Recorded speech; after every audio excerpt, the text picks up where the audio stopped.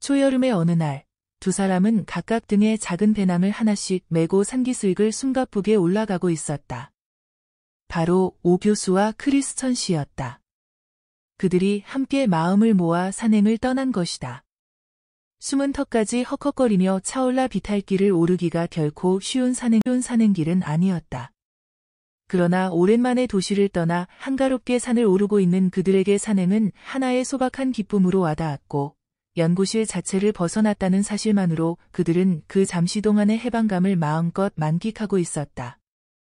산기슭 여기저기에는 맑은 시냇물이 졸졸졸 소리내며 흐르고 있었고, 저 멀리 언덕 위에는 겨울눈처럼 하얀 찔레꽃이 흐드러지게 피어 있었다. 그뿐만 아니라 늦은 봄부터 여름철까지 주변에서 흔히 볼 수 있는 도라지풀, 영지버섯, 강아지풀, 기생초, 꽃향귀비, 밤나무꽃, 자스민꽃, 섬초롱꽃 등 각종 풀과 꽃들이 아기자기하게 피어올라 다채롭게 주변 경관을 아름답게 장식하고 있는 것이 아닌가. 그 외에도 이름 모를 각종 꽃들도 곳곳에서 그들을 반갑게 맞아주며 이들의 눈을 즐겁게 만들어주고 있었다. 그 모두가 여기저기에서 창조주 하나님의 섬세하신 손길과 섭리를 눈부시게 뿜어내고 있었다. 어느새 오 교수의 이마엔 땀방울이 송글송글 맺히기 시작했고, 약간 육중한 체구를 가진 크리스천 씨는 연신 흐르는 땀방울을 손수건을 꺼내 열심히 훔치고 있었다. 하늘에선 눈부시게 새하얀 뭉게구름이 마치 물감을 뿌려놓은 듯 파란 하늘을 배경 삼아 부는 바람을 따라 시시각각으로 그 모양이 변하고 있었다. 마치 하나님이 태초에 각종 하늘의 새와 땅의 동물들을 창조하신 것처럼 뭉게구름은 하늘을 캔버스 삼아 그렇게 각종 새와 동물의 모양을 신비롭게 그려놓고 있었던 것이다. 산을 오르던 오 교수가 그 광경을 물끄러미 쳐다보며 크리스천 씨에게 이렇게 말했다. 그 옛날 우리네 신앙의 선배들은 나라가 힘들고 가난한 삶이 고달플 때 하늘의 구름 한 조각만 보여도 주님의 다시 오심을 노래하곤 했지. 영광의 구름을 타고 재림하실 주님을 말이야. 1세기 로마 제국의 박해 상황하에 있었던 초대교회는 말할 것도 없고, 오늘날 엄청난 축복을 받은 대형 교회들이 너무나 쉽게 타락한 이유는 너무나 풍족한 삶을 누리며 살아가는 현대의 크리스천들이 역설적으로 사회 속에서 그리스도의 증인으로서의 선한 영향력을 끼치지 못하고 오히려 비판과 비웃음을 받고 있는 이유 중에 하나는 어쩌면 육체적 죽음 앞에서도 초대교회 공동체로 하여금 그토록 의연하게 순교하도록 만들어 주었던 바로 그 마라나타의 신앙을 잃어버렸기 때문인지도 몰라. 크리스천 씨도 오 교수 옆에서 하늘을 쳐다보며 고개를 끄덕이며 말했다. 나 자신도 분주한 삶 속에서 때때로 주님을 잊어버리고 사는 것처럼 현대교회가 다시 오실 주님을 풍요로운 가운데 잃어버린 거지. 그래서 그 종말론적 재림신앙을 상실했기 때문에 이 땅에서 더 많이 먹고 더 잘 사는 삶에만 더욱 집착하는지 몰라. 현실에 뿌리를 내리면서도 하늘을 동시에 바라보는 균형 잡힌 영성이 아니라 현실에 집착한 나머지 영원한 하늘을 잃어버린 슬픈 우리의 자화상이라고나 할까? 한동안 그들은 묵묵히 산 정상만을 바라보고 경사진 비탈길 옆 바위 틈 사이를 헤집고 올라가고 있었다. 어느새 목표로 삼은 산 정상이 눈앞으로 다가오고 있었다. 지름길이 있는 쪽으로 방향을 잡고 크리스천 씨가 암벽 위로 기어오르기 시작했다.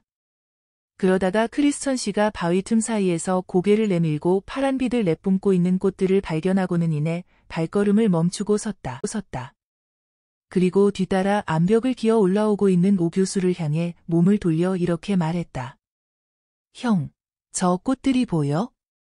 뒤따르던 오 교수도 그제서야 발걸음을 멈추고 바위 밑에 흩어져 있는 꽃들을 가만히 바라보고 있었다.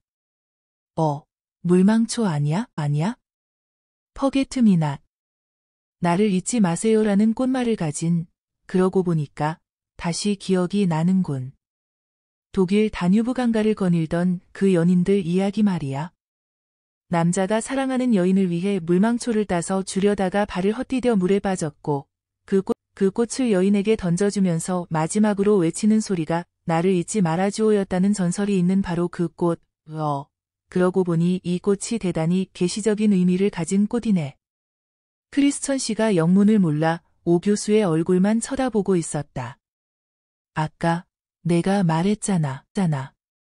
때때로 내가 주님을 잊고 산다고. 이 꽃이 주님의 응답이라는 말이야. 어떠한 상황 속에서도 나를 잊지 말라는 주님의 음성. 크리스천 씨가 그제서야 그 말의 의미를 깨닫고 씩 웃었다. 그리고 이렇게 말했다. 그런데 말이야, 형, 벌개미취라는 꽃을 알아? 아니, 난생 처음 들어보는 꽃 이름인데? 크리스천 씨가 말했다. 벌개미취라는 꽃은 국화과에 속한 꽃인데 그 꽃말이 뭔 줄 알아? 모르겠어. 뭔데? 크리스천 씨가 만면에 미소를 띠며 이렇게 대답했다. 벌개미취 꽃의 꽃말은 바로 너를 잊지 않으리, 야, 주님을 향한 우리의 신앙 고백이 담겨 있는 꽃말이지. 오 교수가 화들짝하며 놀라며 크리스천 씨의 얼굴을 감탄하듯 바라보았다. 너는 한 번씩 나를 놀래키는 재주가 있어. 정말 대단한 상식의 소유자야. 산 정상에 도착하자 확 트인 시야가 그들의 눈앞에서 시원하게 펼쳐지고 있었다. 그리고 때묻지 않은 태고적부터 시작된 자연의 바람이 두 사람의 이마에 흐르는 땀을 시원하게 식혀주고 있었고 마치 천국의 향기인양 짙은 자스민 꽃향기가 두 사람의 코끝으로 기분 좋게 밀려 들어오고 있었다. 그리고 내려다 보이는 발 아래에는 흥건한 땀과 분주하게 살아가는 사람 사는 냄새로 진하게 배어있는 대도시의 건물들이 한눈에 들어오고 있었다. 두 사람은 산 정상에 위치한 큰 바위 위에 편하게 걸터앉아 준비해온 간식으로 우선 허기진 배를 채웠다. 형, 인생이란 참 단순하진 않아? 먼저 말을 꺼낸 사람은 크리스천 씨였다. 내가 아는 교회 선배가 한 사람 있는데 신앙심도 깊고 진실하고 열심히 노력하며 삶을 정말 성실하게 살아가는 사람이거든. 그런데 하는 일마다 잘 안 돼. 일이 이상하리만큼 꼬이고 승진복도 지지리도 없고 기도는 열심히 하는데도 말이야. 최근에는 큰 교통사고가 나서 힘들어했는데 막내 아들까지 놀다가 떨어져서 병원으로 옮겨서 뇌수술까지 받았어. 한마디로 오랜 시간을 고난과 연단의 세월을 살고 있는 선배야. 때로는 난 하나님을 이해할 수가 없어. 하나님의 축복이 있다면 그런 사람이 받아야 하는 거잖아. 묵묵히 듣고 있던 오 교수가 나지막히 입을 열었다. 우리가 이해할 수 있는 일이 얼마나 되겠어? 지난번 너에게 요한계시록 전체를 읽어오라고 미션을 주었지만 요한의 기록을 읽어보면 초대교회가 경험한 그 고난의 신비는 말 그대로 하나님의 신비에 속한 문제일 수밖에 없어. 1세기 로마 황제 숭배 사상이라는 시대 정신을 거부하고 오직 예수라는 신앙의 절개를 지켰던 그들에게 그 대가로 돌아온 것은 이 땅의 부귀와 영화가 아닌 끝없이 순교당하고 재산을 빼앗기고 옥에 갇히는 고난의 삶이었거든. 그게 계시록 2장과 3장의 이야기잖아. 좀 더 구체적으로 예를 들자면 크리스천 씨가 오 교수에게 물었다. 예를 들자면 역사적 소아시아 7교회 중에서 서머나 교회를 한번 살펴보자고. 아, 예수께서 칭찬하셨다는 그 교회? 그래. 계시록 2장 9절에 따르면 예수께서 내가 내 환난과 궁핍을 알거니와 실상은 내가 부요한 자니라라고 칭찬하시는데 사실 이 가난함은 서머나 교회가 주님을 위해 스스로 택한 경제적 궁핍이었다고 말할 수 있어. 당시 서머나 도시 자체는 매우 풍요로운 항구 도시였거든. 그럼에도 불구하고 모든 정치, 종교, 사회, 문화적 구조가 친로마제 국적이며 로마 황제 숭배 사상으로 서로 끈끈하게 결속되어 있었던 이 도시 안에서 발로마제 국적인 종교 집단이었던 교회의 크리스천들은 당연히 사회 전반에 걸쳐서 따돌림을 당할 수밖에 없는 처지였어. 요즘으로 치자면 고객 관리나 비즈니스 거래에 있어서 사회적으로 완전히 왕따를 당한 거지. 당연히 서머나 크리스천들은 경제적 측면에서 상당한 불이익을 받을 수밖에 없었고 오직 예수를 믿은 자신들의 신앙 때문에 결과적으로는 물질적인 가난함을 피할 도리가 없었던 거지. 오 교수의 설명을 들으며 크리스천 씨가 약간 근심 어린 표정을 하며 입을 열었다. 현실적으로 쉬운 문제는 아닌 것 같아. 자신들의 사회적 성공 여부를 떠나서 처자식을 먹여 살려야 하는 처지인데 오 교수가 그 말에 동의하는 듯 고개를 끄덕이고 있었다. 그러나 그의 다음 말은 단호하기 그지없었다. 어쩌면 편하게 살아갈 수 있는 세상과의 타협을 끝까지 거부한 그런 교회에서 순교자가 배출될 수 있는 거겠지. 우리가 잘 아는 사도 요한의 제자이며 서머나 교회의 감독이었던 폴리카분 서머나의 12번째 순교자로 알려져 있어. 무엇이 그들로 하여금 현실적 평안과 성공을 포기하게 하고 순교까지 하도록 만들었을까? 그리스도 안에서의 몸의 부활과 영원한 세계에 대한 믿음과 기독교 세계관이 아니면 불가능한 일이야. 그럼에도 불구하고 주님은 하나님의 백성들이 경험하는 그 현실적 고통 앞에서 침묵하시고 사실 사도행전 1장 8절에 나오는 내 증인이 되리라의 증인이라는 헬라어 단어 마르투스 가 주후 3세기경에는 순교자, 즉 마터와 동일한 단어로 사용되었다는 사실은 초대교회가 경험했던 박해의 역사를 잘 대변해주고 있지. 이러한 상황 속에서 초대교회 크리스천들은 때로는 절망감에 사로잡혀서 역사와 현실 가운데 역사하시지 않는 것처럼 보이는 그 하나님께 왜? 라고 하는 신학적이고 신앙적인 질문을 계속해서 던질 수밖에 없었겠지. 그래서 그 신학적 질문에 대한 하나님의 응답은? 옆에 놓인 물병에 물을 들이키며 크리스천 씨가 오 교수의 그 다음 말을 기다리고 있었다. 그래서 주어진 하나님의 응답이 바로 계시록 4장과 5장이야. 소위 하늘 보좌 환상이라고 부르는 장들이지. 요한의 환상 이야기를 하기 전에 먼저 너의 미션부터 확인하자고. 연구원으로서 보는 미래 예측 말이야. 테크놀로지의 발전 측면에서 보는 미래를 얘기하는 거지. 크리스천 씨가 즉시 배낭을 집어 그 속에서 폴더를 하나 꺼집어내었다. 그 폴더 안에는 인쇄가 된 몇 장의 자료들이 이미 정리가 되어 있었다. 그것을 보고 오 교수가 말했다. 역시 성실한 첨단과학 연구원은 뭔가 틀려. 크리스천 씨가 자료를 보면서 이렇게 설명했다. 일단 미래에 대한 개관부터 말해볼게. 이 자료는 구글의 기술이사 겸 인공지능 연구로 유명한 레이 커즈와일의 예측 자료에 기초해서 정리한 거야. 20년까지 세계의 대다수가 이상이 무선 인터넷 사용이 가능해지고 증강현실인 홀로그램이 대중화될 것이 예상되고 있어. 자동차가 자율주행이 법제화되고 이때쯤 되면 형도 아마 인공지능이 자동으로 운전하는 자동차 안에 편하게 앉아 레저 활동을 하게 될걸. 자동차 벽면에 내장된 인터넷 기기들을 통해 전송된 자료들을 보며 음성으로 글을 쓰기도 하고 신학 강의와 학생들과의 토론을 화상 채팅으로 하게 돼 자동차 자체가 움직이는 인공지능의 통합체가 되겠지. 그리고 이때는 나노기술이 보편화되면서 노화 방지 및 수명 연장 시도가 본격화될 거래. 더 나아가 대체 에너지 개발로 인류가 필요로 하는 모든 에너지 문제가 해결되고 인간보다 더 인간 같은 인공지능, 로봇 개발 및 고성능 양자 컴퓨터가 상용화될 거고 그리고 모든 분야에서 무인 노동화가 이루어질 것으로 보여. 즉 로봇이 사회 전반에 투입되는 그야말로 노동이 사라진 세계가 되는 거지.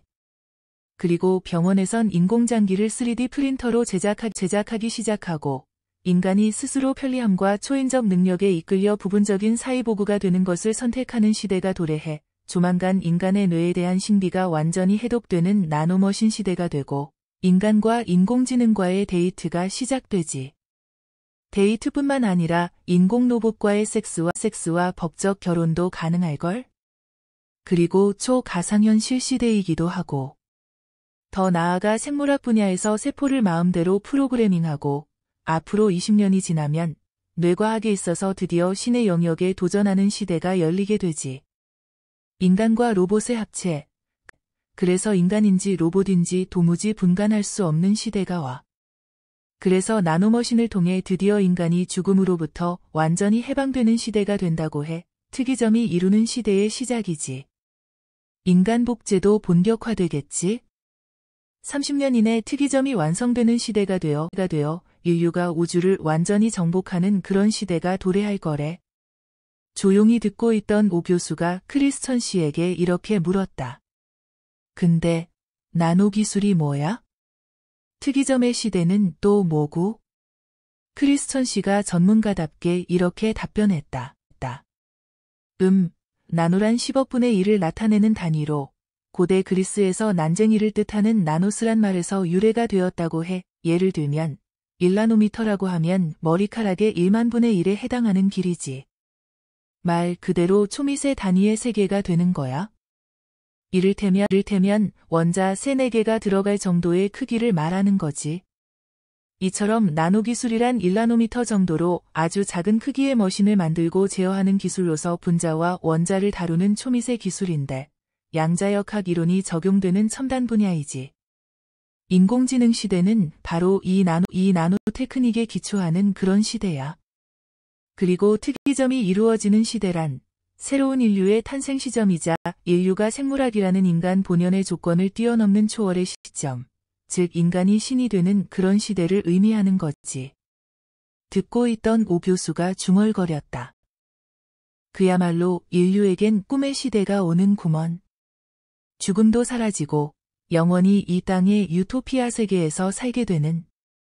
정말 형은 그렇게 생각해? 나는 인공지능 연구원이지만 미래에 대한 약간의 불안감도 교차하는데? 오 교수가 씩 웃으며 말했다. 그런 특이점이 이루어지는 인공지능 시대의 또 하나의 토대가 뇌과학이겠지? 크리스천 씨가 즉각 대답했다. 당연하지. 결국 인공지능의 세계라는 것이 인간의 뇌 시스템과 그 작동 원리를 과학적으로 분석하고 그것을 역으로 사용하여 인공지능에게 적용해서 만든 거잖아. 다만 빅데이터를 단순히 인공지능 속에 집어넣는 차원이 아니라 인공지능 스스로가 딥러닝을 통해 스스로 학습하면서 발전하도록 만든 거지. 따라서 뇌과학에서는 인간의 뇌를 완벽히 분석해내는 작업이 가장 중요해. 그 순간 바위 너머 아래쪽에서는 아이들이 떠드는 소리가 두 사람의 귓전에 들려왔다. 토요일이라 한 가족이 산행을 함께 나온 모양이었다. 두 사람이 바라보니 아래쪽 바위 계곡 밑에 형성된 시냇 물가에서 아이들이 서로 장난을 치며 까르르 웃고 있었다. 그리고 그 아이들 옆에는 두 사람이 산 정상으로 올라올 때 보았던 바로 그 물망초가 파랗게 피어나 있는 것이 보였다. 아이들의 모습을 물끄러미 바라보며 바위 위에 앉아있던 오 교수가 자리를 털고 일어나면서 이렇게 말하고 있었다. 인류의 영적 무지는 그토록 신비롭고 오묘하게 인간의 뇌를 설계하시고 창조하신 창조주의 존재에 대해서는 이상하리만큼 거부 반응을 일으킨다는 데 있어. 그러한 무지와 교만이 언젠가는 인류의 미래를 불행한 파멸로 이끌고 가겠지만 말이야. 밝고 행복하게 이 땅에서 계속 살아가야 할 우리 아이들의 미래가 달린 문제이기도 하지. 즐겁게 노는 저 아이들이야말로 장차 우리 주 예수 그리스도의 재림을 본격적으로 준비해야 할 마지막 세대이기도 하고. 크리스천 씨 또한 자리에서 일어나면서 뭔가 숙연해지는 듯 말없이 가만히 서 있었다. 그 곁에서 오 교수는 산 정상에 위치한 큰 나무 그늘 아래 바위 위를 시원하게 훑고 지나가는 바람의 존재를 마치 손으로 확인이라도 하려는 듯 두 손을 앞으로 뻗고 손가락을 벌인 자세로 그렇게 한동안 서 있었다.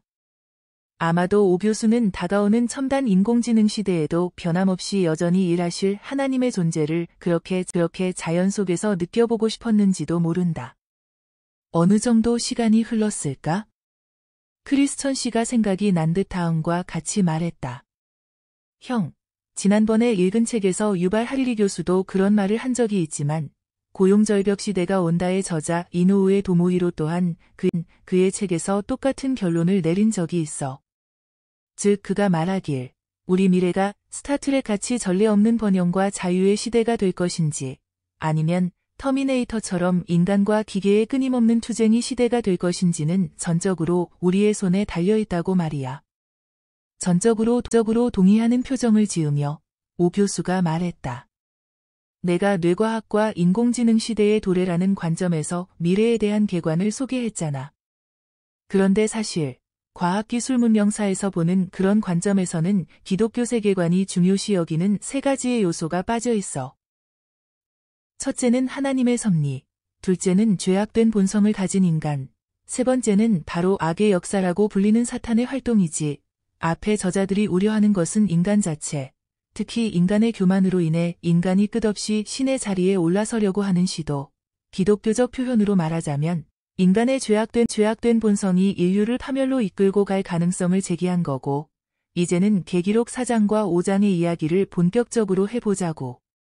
인류 역사에 있어서 그 모든 것을 다스리고 계시는 하나님의 절대적인 주권에 관한 요한의 환상이지.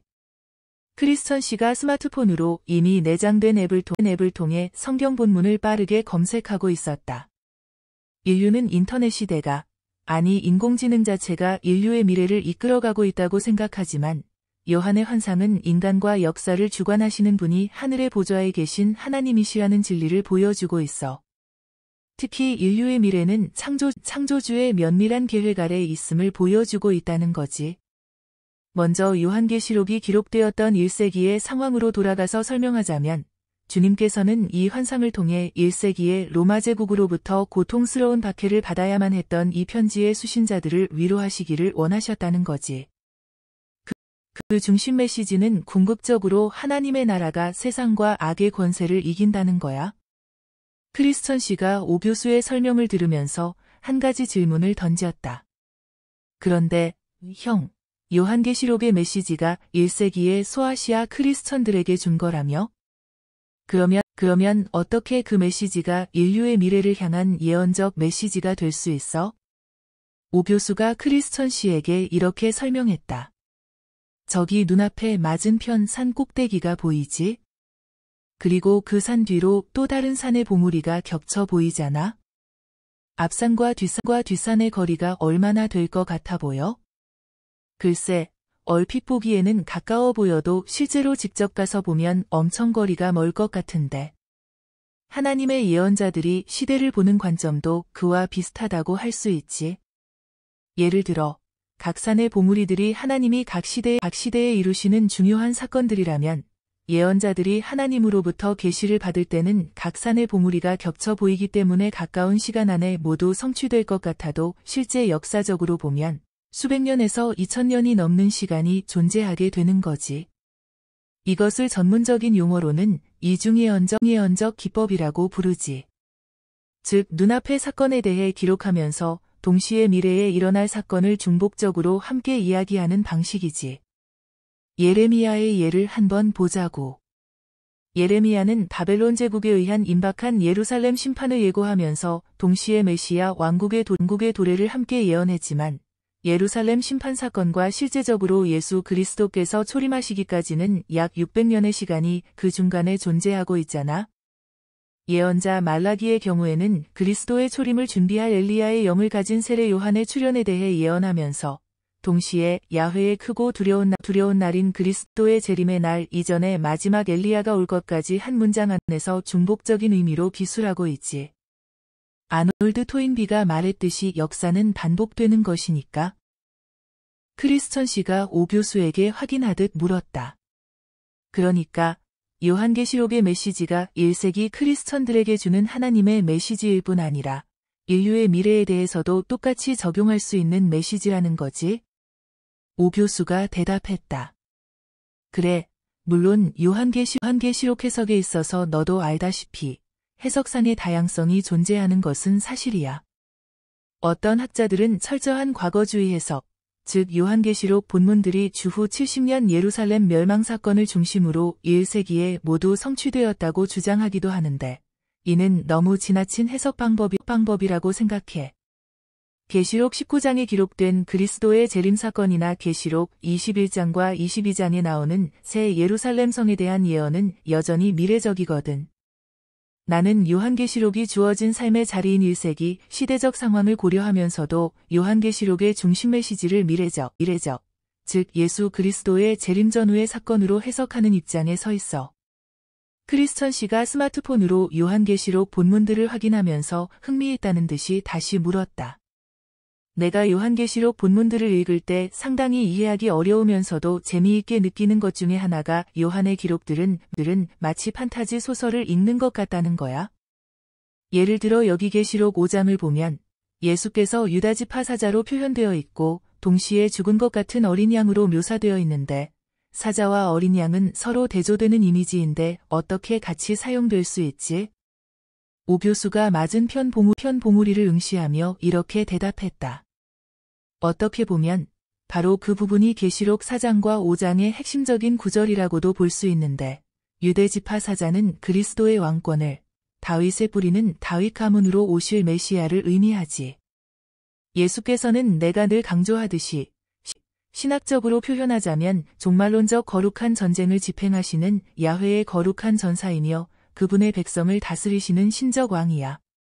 그분은 십자가의 죽음과 부활을 통해 악의 권세와의 전쟁에서 승리하셨으며 세상을 이기셨고 사망의 권세를 극복하신 분이시지. 천상의 존재는 유대 지파의 사자 다윗의 뿌리가 승리했음을 말하고 있는 거야. 이러한 유대 지파의 사자로서의 그리스도의 이미지가 역설적으로 죽임당하신 나약한 어린 양의 모습과 함께 연결되고 있다는 게 사실 의미심장한 부분인데, 어느새 크리스천 씨가 메모지를 꺼내 오 교수가 설명하는 내용을 요약하고 있었다. 어린 양의 이미지야말로 고난당하는 메시아적 이미지이며 이스라엘을 구원했던 6월절 어린 양의 모습이기도 해. 따라서 유대 지파 사자여, 죽임당하신 어린 양은 십자가의 죽음을 통한 역설적인 승리의 신학을 보여주고 있다는 거야. 예수님께서는 십자가상에서 연약한 어린 양의 모습으로 처절한 죽음을 당하셨으나 부활을 통해 죄와 사탄의 권세를 깨뜨리시고 승리하셨음을 의미하는 것이지. 요한에 따르면 바로 이 죽임당하신 어린 양만이 보좌에 앉으신 이인 하나님의 오른손에서 두루마리를 취하실 분이시며 7인으로 봉인된 하나님의 손에 있는 두루마리를 유일하게 개봉할 수 있는 분이라는 게 대단히 중요해. 왜냐하면 요한계시록에서 예수께서 이 봉인을 하나씩 떼심으로써 종말론적 인류의 미래가 전개되고 있거든. 바로 계시록 6장부터 22장까지 기록되어 있는 인류의 전 역사가 말이야. 크리스천 씨가 오 교수의 설명을 들으면서 호기심 어린 눈으로 물었다. 형, 그러면 아까 내가 발췌한 미래 예측과 인공지능 시대의 흐름 또한 그 속에 포함되어 있다는 거야? 오 교수가 이렇게 대답했다.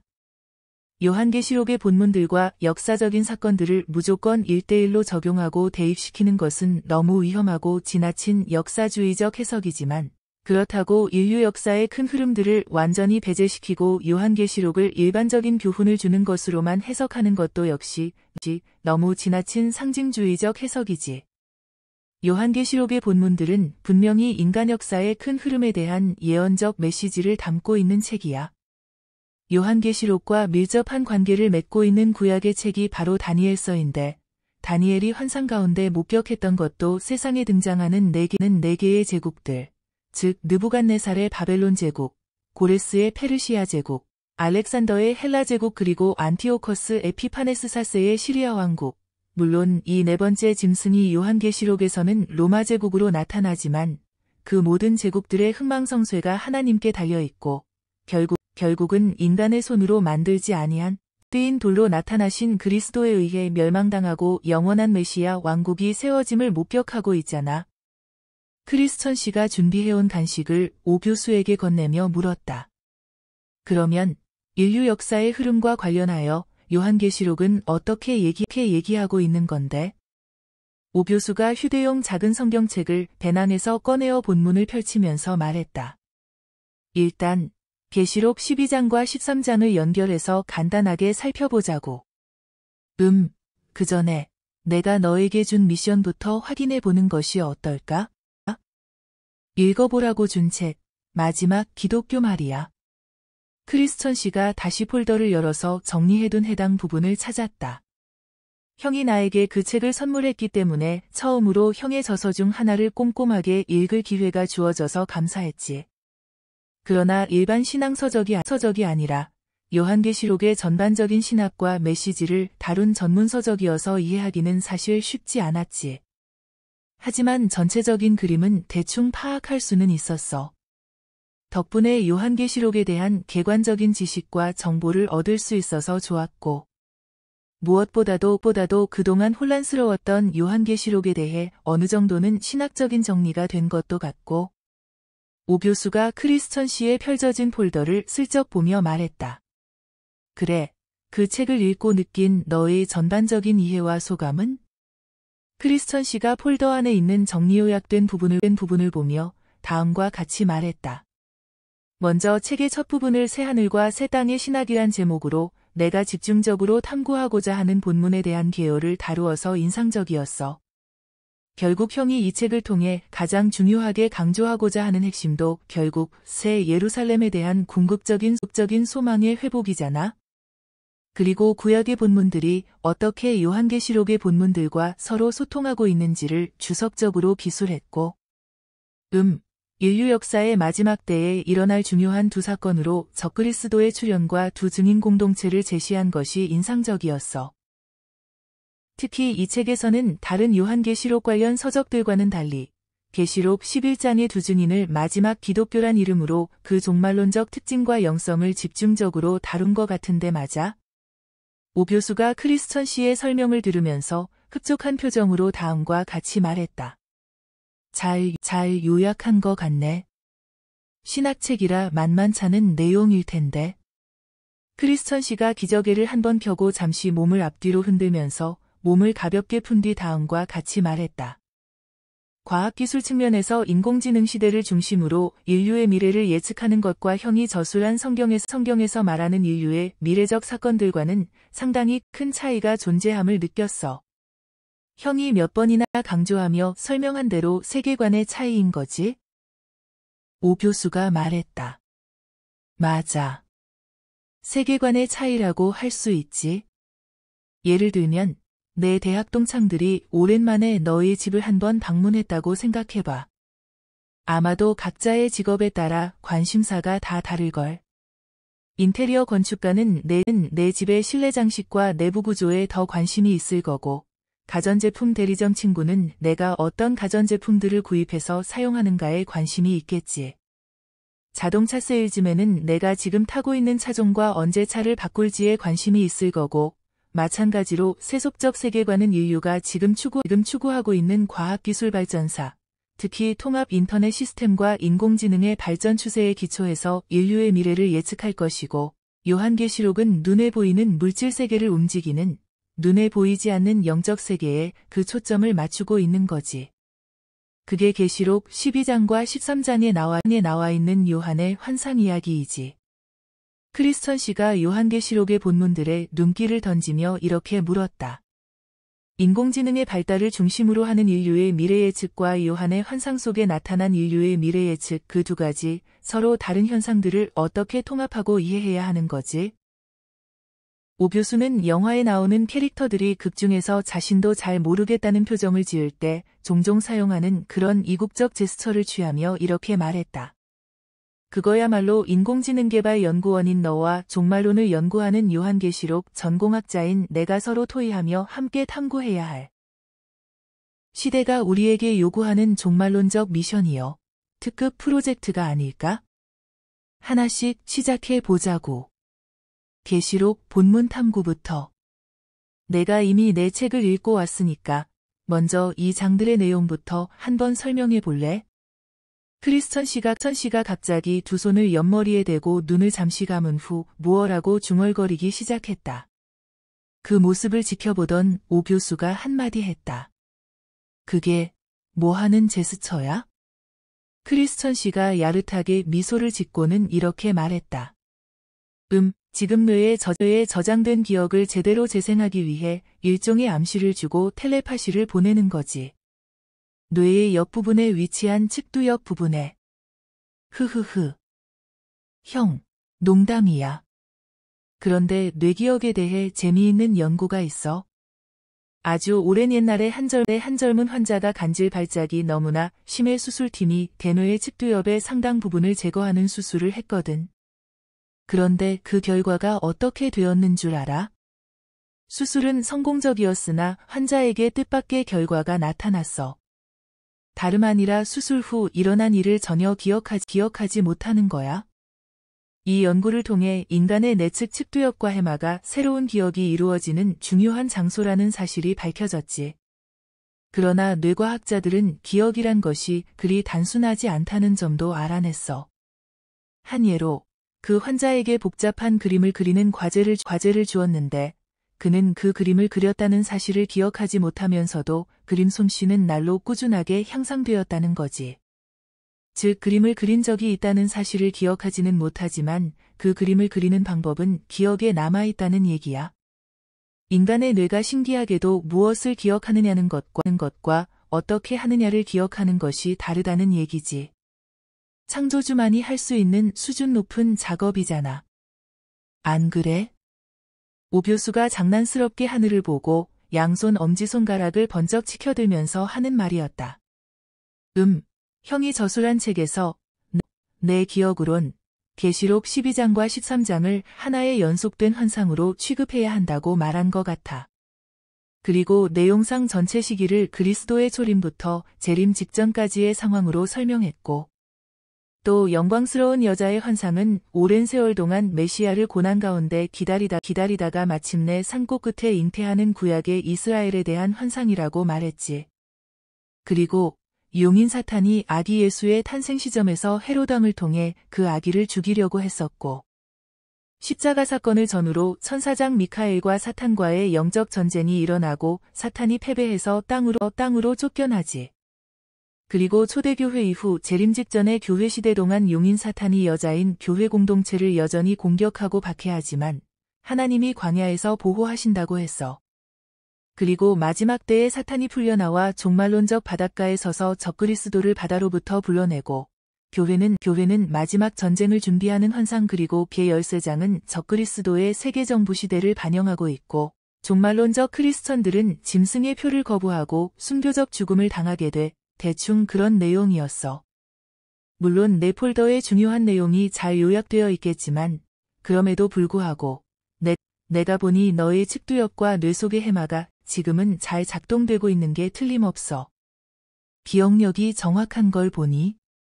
자, 그러니까 계시록 본문은 그리스도의 탄생 시점부터 그리스도께서 재림하실 그 직전까지 인간 역사를 어떤 관점에서 바라보고 있다고 생각해?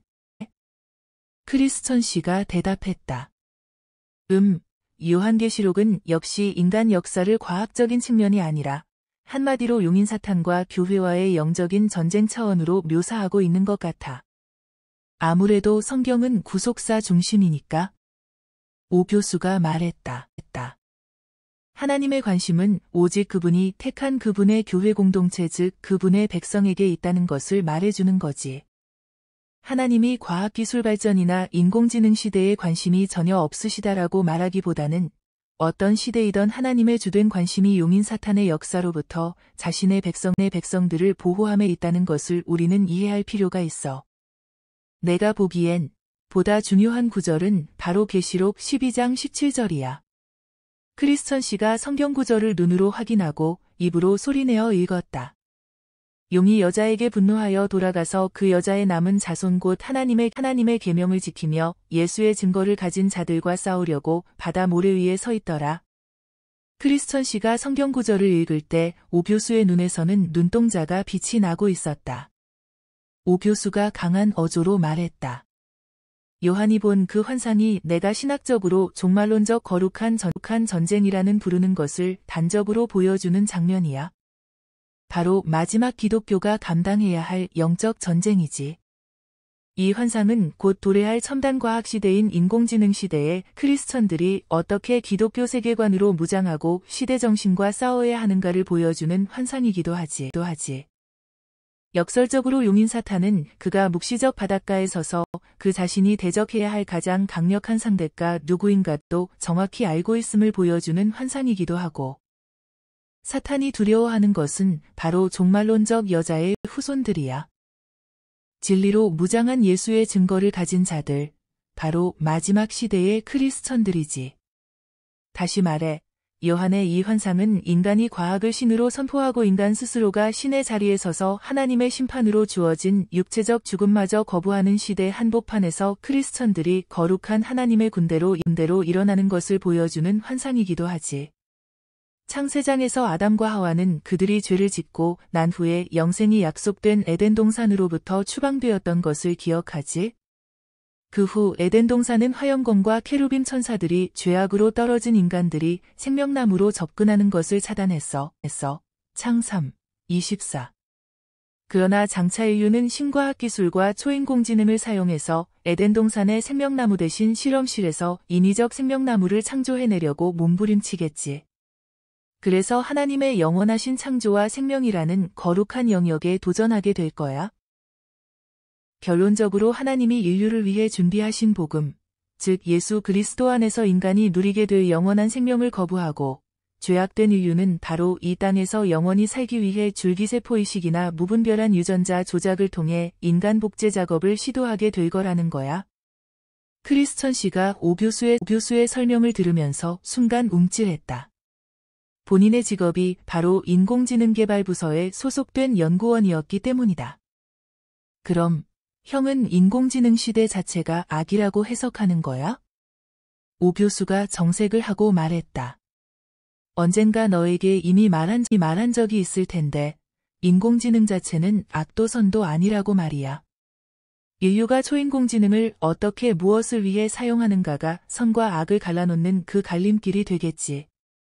한 예를 들면 만약 구글사가 고성능 검색 엔진을 통해 확보한 방대한 양의 개인정보들을 적그리스도 정부에 넘긴다고 상상을 해봐. 과연 어떤 일이 일어나게 될까? 페이스북이 지금까지 축적된 개인별 네트워크 정보들을 인류를 통제하기 위한 빅데이터로 사용되게 되는 날이 온다면? 그리고 그 데이터를 초인공지능이 항상 분석해서 소수의 감시자들에게 제공하게 된다면 그것은 한마디로 다른 의미에서의 인류의 재앙을 의미하게 되는 거겠지?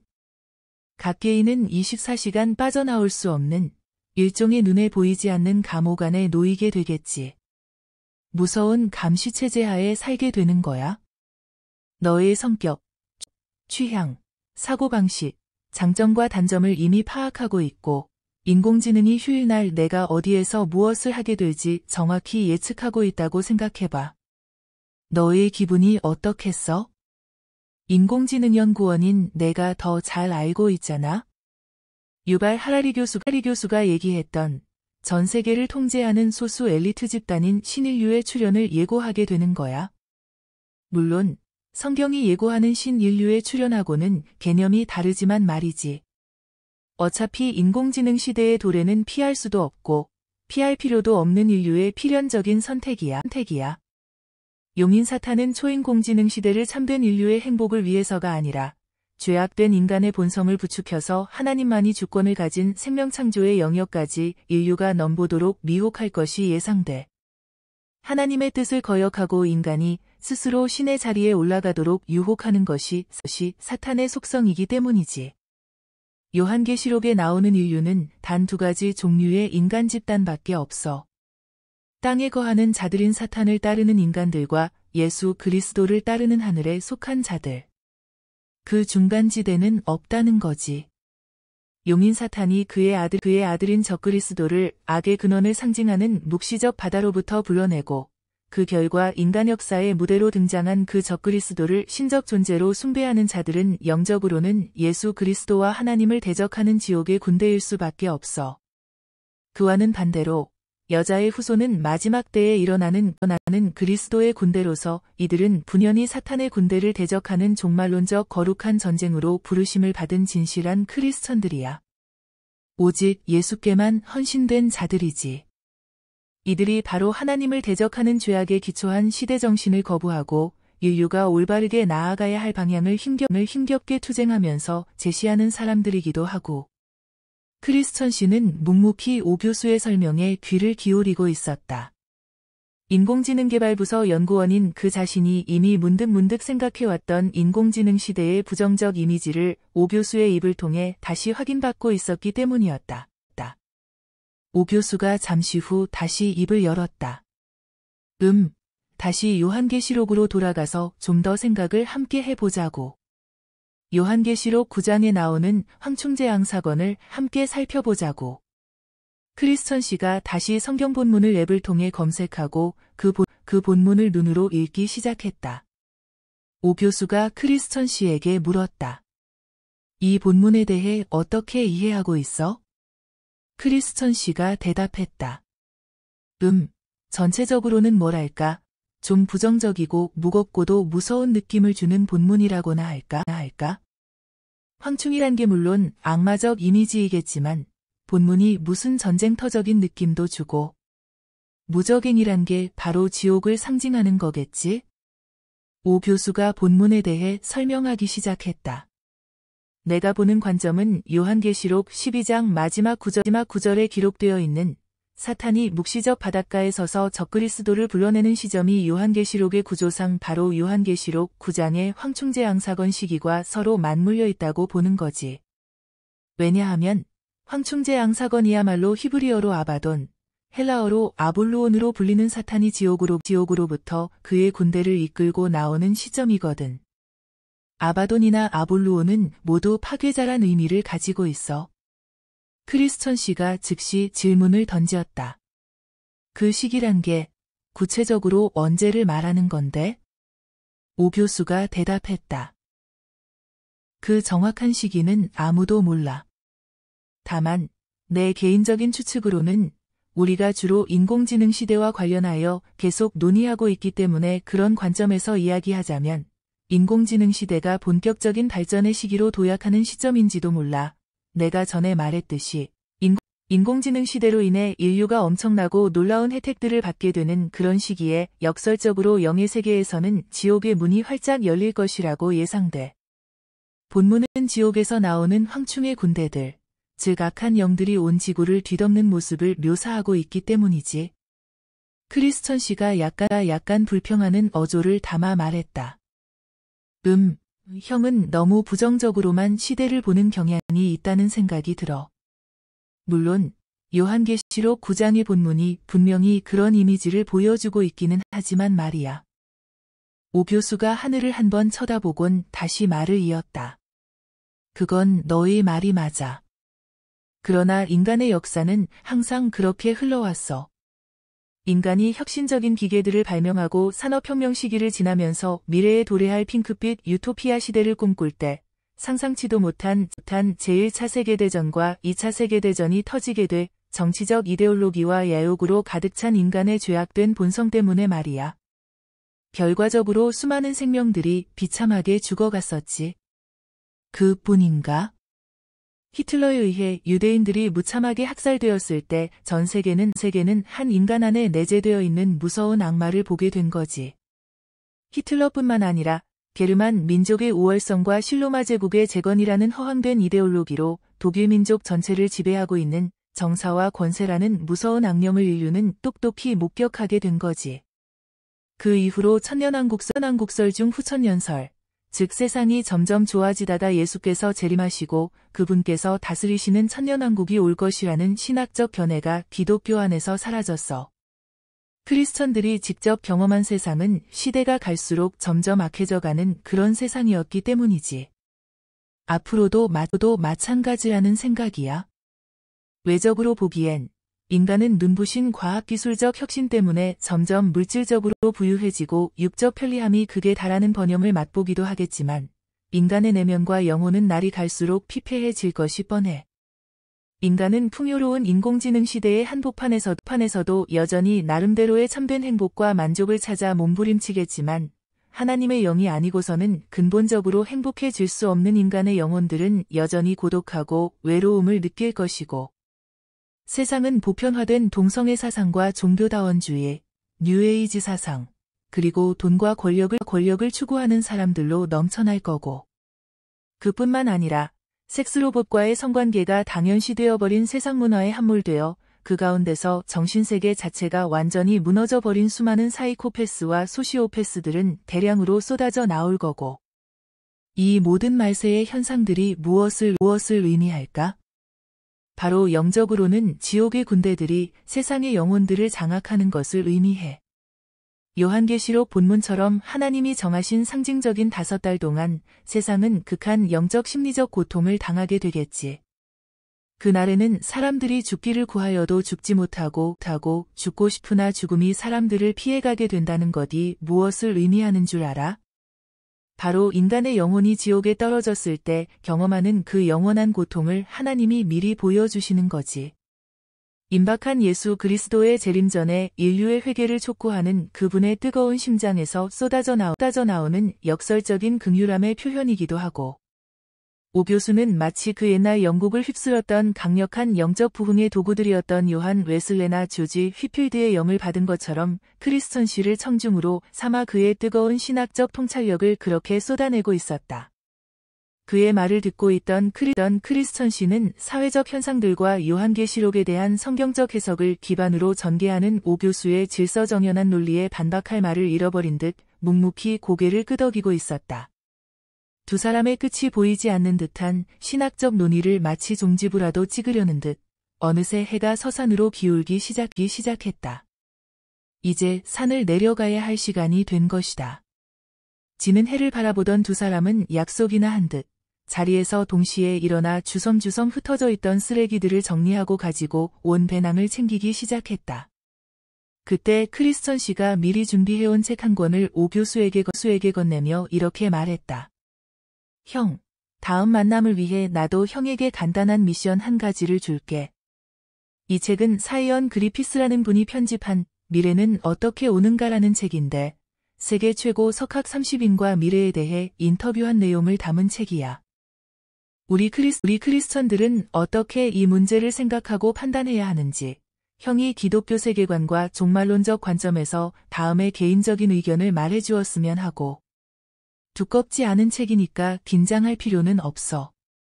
오 교수가 책을 건네받으면서 약간 당황한 표정을 지으며 씩 웃었다. 두 사람은 다시 배낭을 짊어지고 산을 내려가기 시작했다. 산에서 나눈 많은 이야기들을 통해 두 사람은 마치 그 옛날 시내산에 올라 하나님의 계시를 받은 모세가 느꼈을 그런 거룩한 부담감을 동시에 느끼고 있었다. 동시에 1세기 이스라엘 땅 가버나움 근처의 한 작은 산 위에서 선포되었던 예수님의 산상수훈을 들은 제자들이 경험했을 말씀에서 우러나오는 부인할 수 없는 어떤 신적 권위를 그들 또한 체험한 그런 기분이었다. 두 사람은 어떤 의미에서 역사의 한 페이지를 말끔히 정리라도 한 듯 홀가분한 마음으로 산을 내려가기 시작했다. 다시 반모섬의 요한을 만날 훗날을 도모하면서 이상으로 위트니스 오 목사님의 호모데우스의 종말 4번째 만남을 읽어드렸습니다. 감사합니다.